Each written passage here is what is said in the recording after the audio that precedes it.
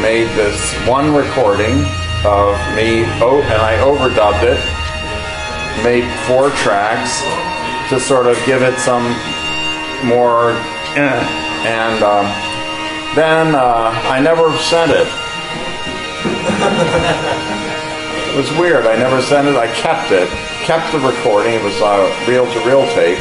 And many years later, I realized it was the only recording I had of myself playing this music during this time, because all the music that was recorded by the group was owned on tapes that Lamont Young had, and he wouldn't let anybody play any of them or listen to any of them or copy them or anything. And so then 48 years went by, and I was in California giving a talk at the San Francisco Art Institute, and a woman, old lady, came up to me and said, "You don't know who I am, do you?" And I said, wait a minute, is it possible? And it was Catherine, who I had made the tape for. And so we had, just immediate connection, and I had never had this experience of not seeing somebody for like 45, 48 years, and then all of a sudden, there we are, and we had been lovers, and now we're separate for 48 years, and then we get back together and have tea, and, and we're in touch now, all the time. She might Skype here or something, Yeah, but I think it's just interesting that this is how this came about. And did she like it? It's sort of irrelevant at that point, I mean, it's old, very old, something that was happening a long time ago, far away. I'm thinking this is now, 2012? So we're talking just about 50 years ago. Right. It's like generations ago, when your grandparents were kids, it's like crazy. It's crazy to talk about this time. But it's a little special to be able to talk about this time. So what should we say? You already said a lot. I could just tell. The headlines. Headlines. Yeah. Okay. But I mean, just for starters, it's a little bit out of the context, but it's just curious that you were actually here 50 years ago. Now you talk 50 years ago. Oh yeah. You spent time in Copenhagen in 1960.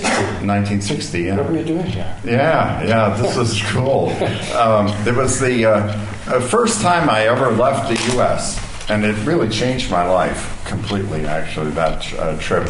I had a friend who was a research mathematician, especially with expertise in group theory and in physical chemistry. And he had a project to do research at the Physics Chemist Institute here in Copenhagen.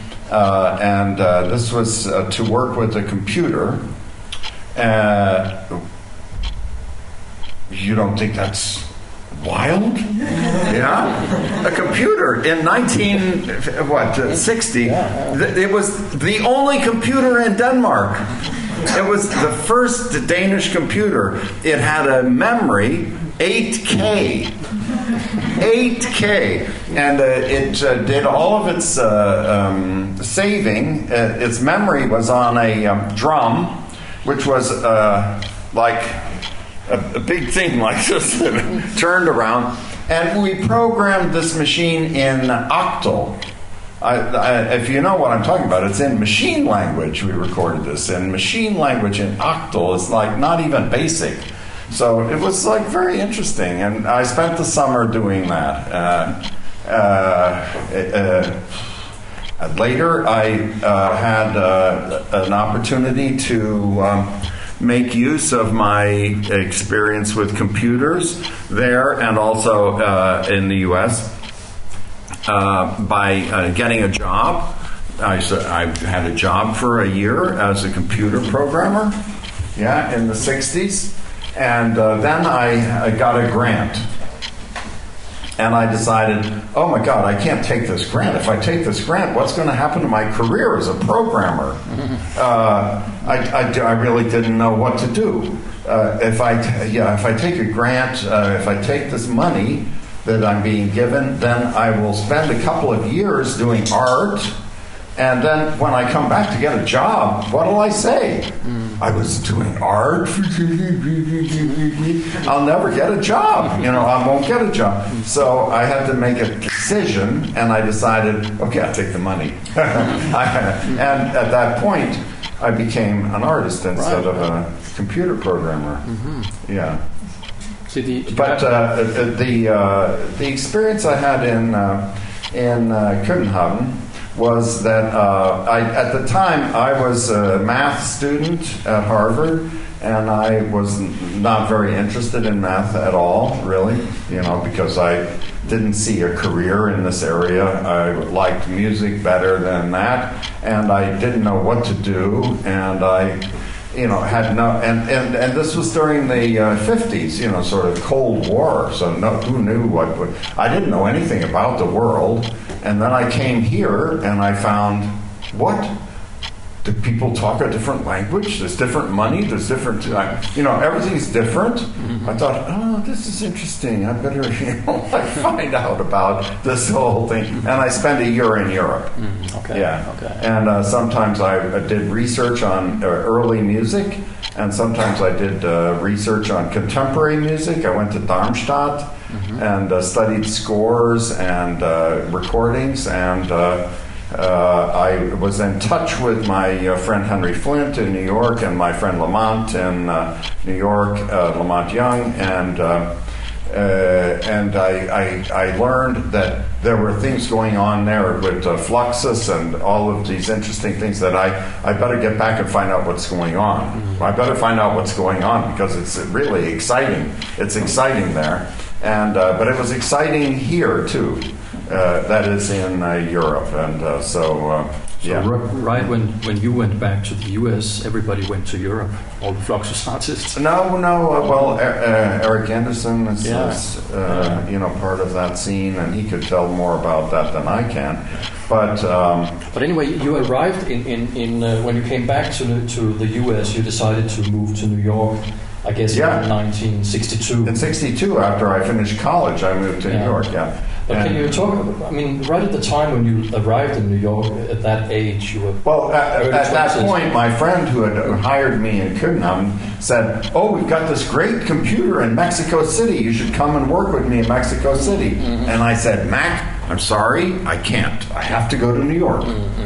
So, I think if this is the way to do something, is you find out what you really want to do and who's doing it, and then you go and you work with them. Yeah. But what sort of background did you have? What did you carry with you of sort of musical, artistic ideas at that point? You were only in your early 20s. But you already had an interest. What do you mean only? Yeah. Only 22. It's not that old. Yeah. Well, I remember being 19 and going to concerts. You see, and new music concerts at the university. It was Harvard University. It's not a bad one. So I go to a music concert, and the white-haired faculty, is sitting in the back row, and they think, and I think, they're stupid. They are stupid. I'm smarter than they are. I know what's going on. This is like, just because the people who are performing, it was like, the graduate students at that time were Christian Wolff, Frederick Jeffsky, it's like, and a couple others. It was a very good, amazing group of people, and they had people coming in to visit, like John Cage, and I thought, this is like really big lessons, and since that time, I've become a teacher. I'm a university teacher, and when the students, I get students and they're 19 years old, I say, get busy, stop being a student. This is real. You do the real thing. Don't just do exercises and student stuff. It's not student, it's real. Yeah. So I was very arrogant. I was very arrogant. I thought, well, we'll change the world, okay. Maybe you were just smart. But anyway, I don't know. What were your main interests in terms of music at that point? I mean, had you discovered Indian music, or where had you sort of seen something exciting? Well, I'll tell you what happened. It's a personal history, but I had very little music in my household where I grew up with my family. Some the radio and some 78 RPM records and very little else, And so I liked classical music. And when you become an adolescent, when you become sexually, then all of a sudden music becomes very important. And I listened to music, and I knew what was important was like Tchaikovsky and Brahms and like that. And when I went to school, then I met this friend who's been a friend ever since, Henry Flint. And Henry said, "Oh no, that stuff is no good. You should be listening to Bartok. Bartok is important." And I thought, "Oh, I know Bartok. Bartok is horrible music. Horrible music." No, he said, "Look here in the score, you can see how important Bartok is." And I thought, well, I don't know. So I went and bought the record. I bought the record, and then I would just play the record on my phonograph, and because I knew I was supposed to, according to Henry, I should really be learning something. And one day, a life-changing thing happened. I wrote about this in The Wire one time. Okay. A life-changing thing happened when I was just walking around outdoors, and this sound came in my head, like what they call in German Earwurm. Earworm, you know what it is? Like a thing you get in your head. Get stuck. And it was a sound I couldn't sing. It was an unbelievable, gorgeous sound.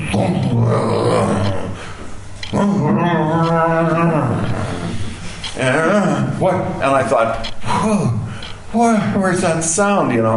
Couldn't figure it out. And then later I played the Bartok record as usual. And all of a sudden, in the middle of the Bartok record, there was that sound on the cello. I couldn't believe the sound was on the Bartok record. And I started listening to the Bartok record a little better. And soon, I liked the whole Bartok record. And this was an object lesson for me, because I was also smart enough, this is the only smart you have to be. You observe yourself.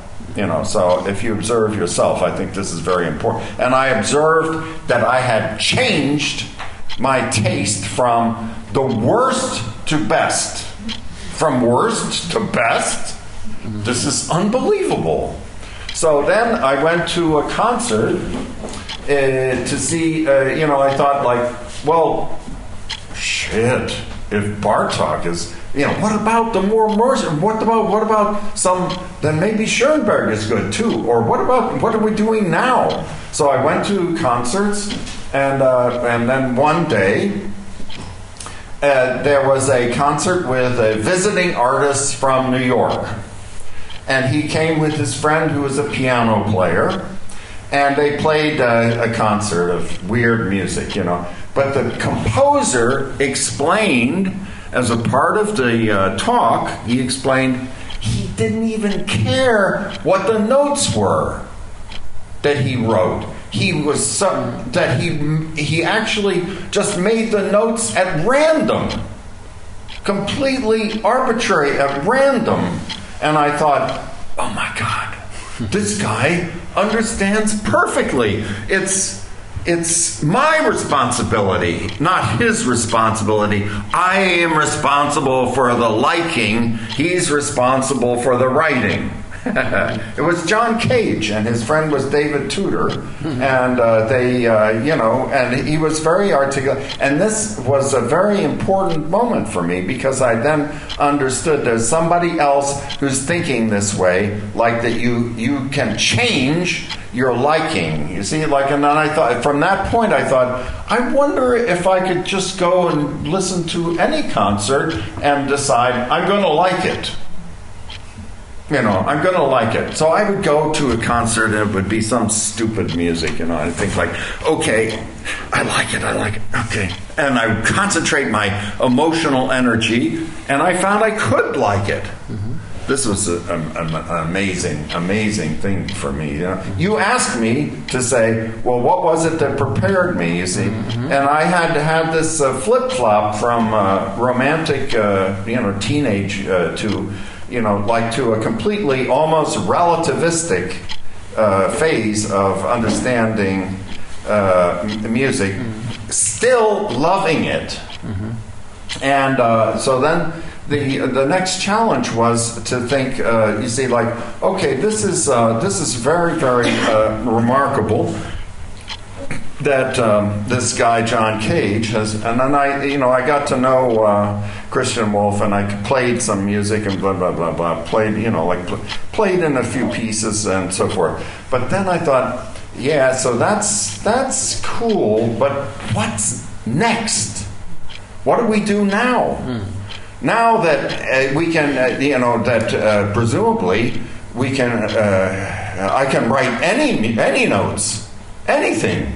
I can write anything. So then if I'm going to organize music, it sounds like, to me, my thought is that he has then so completely disrupted the role of composer that we have to now look at what a composer is and does, and who is it, and how do they function, and why. Mm-hmm. And I thought, yeah, well, okay. One of the things I don't like is the whole authority system of, I had taken violin lessons. I don't know if you've taken lessons in music as a child, but what happens is, this kind of system where you get that's wrong, you do it right now, practice, and this kind of, so I hated this system of there being the notes on the page that you have to perform right, and then it always sounds bad, and then they play the recording that's Jascha Heifetz did or something, and and you sound like and I thought, now is the time to get rid of the composer, because it's now been completely what we would call today deconstructed. He has deconstructed the function of the composer, and we can get rid of it. So and this was my motivation at this point, my understanding. And so when I was exposed to Indian classical music, for example, the thing is that I liked the drone. Because this was the thing that seemed to me to be the most extreme aspect of the music, and also the underlying aspect of the music. And also because I had learned that when I, tried to play melodies on my violin, like the things that the composers wrote, that my violin didn't sound good. But that if I played long notes and listened very carefully and played very carefully in tune, that I made nice sounds. Yeah, so I was very much interested in the fact that long sounds and a different groundwork for understanding how music could function would be important. And as it happened, then this really clicked with my connections with Lamont Young and my friends in New York. So, but most of what you've been talking about now took place before you came to New York, actually, didn't it? It's a process over some time. It's building up. It's building up in that time, and you actually had met Lamont in Berkeley in '59. That's right, I did. Yeah. And that's around that time you I think it was then. Oh, it was. I was there. Yeah. You have the footnotes, right? Yeah. You can read it all. Yeah, it's true. I did. You should know about this excellent book here. It's by Brandon Joseph. Yeah, it's a big book on Tony Conrad. Well, it's like I hope you like I figure in the book, but it's like I was almost looking through my eyes at a lot of the different scenes in New York, and he liked to use me for that because I was sometimes a main actor and sometimes a bystander in a surprising range of completely incompatible things that were happening, like the underground film, the art scene, the music, minimal music scene, etc. Yeah, it's basically about most of the things I was talking about in my introduction, but as you say... But you're starting to say something else. I was just saying that the title of the book is Beyond the Dream Syndicate, Tony Conrad and the Arts After Cage. So that's sort of gives an idea. But so this is where but also before you came to New York, as far as I understood, you were also starting to compose some pieces yourself. Isn't that right? Well, yeah, but then of course, when I get to the point where I'm, sort of like going to try to not have any composers anymore, then what did we do? Right. And at that point. My friend Lamont Young was writing pieces like Draw a Straight Line and Follow It, and things like that were so abstract. And George Brecht, a wonderful artist, also writing down. I would get these in the mail. The little, did you get those, Eric? These little scraps of paper that would say like something like motor event. On, off, and things like that. And so these, this had to do with the development of happenings and ideas of abstracting performance and other things. But curiously, see, at this time, a lot of these things that we would now look at and think of as performance art or writing or abstract forms of writing or performance or even sculpture were being considered and understood as music compositions, right? Which was unbelievable because, I don't know if any of you care about music, but some people do, and yet we sort of are often put in the position of thinking like, well, music, it's it's not serious the way that sculpture is, like with ideas about the space and the relational aspects and and long essays on or painting the frame and like on and on and on. So we it's easy to feel that somehow music, which almost has no boundaries, because it's sort of like, hey, you like music, well, maybe you like. Do you like shakuhachi, or do you like Mozart, or do you like Chuck Berry, or it's like, whoa, rap music. I mean, it just gets away from you, and it's hard to imagine that somehow music could have been the container for this intellectual and artistic turmoil at that time. But that's what was happening. It was all sort of bottled up in this idea of music composition at the same time that music composition was flying apart, by centrifugal force. And this energy was just like turning into a destructive maelstrom. Yeah. Maelstrom is it's a Danish word, maybe? Yeah, it is. Maelstrom? Yeah, we want to similar to the Danish word. So anyway, that's where I came in to this picture, and I wanted to actually then see a way to carry music further. But also to accept what the developments that had occurred. Yeah. And what you do after Cajun, after these short compositions and the sort of like happenings phase, if I could be so bold as to call it that, or the short pieces and all of that. Event scores. So my event scores. Yeah. So my idea was to go into the direct contact with the audience through performance, and to then manipulate the sound directly in the context of the space, and then to not to pre-compose or to write. See, like composition, historically, actually, you can find a way of describing the function of the composer as very similar to the idea of a military general who writes orders.